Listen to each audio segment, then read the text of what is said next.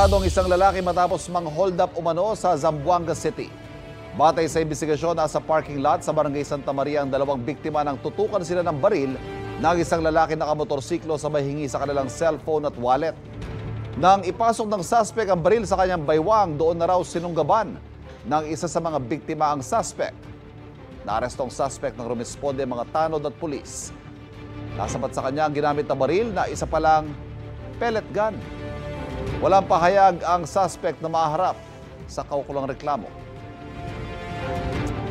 Kapuso, huwag magpapahuli sa latest news and updates. Mag-iuna ka sa balita at mag-subscribe sa YouTube channel ng GMA Integrated News.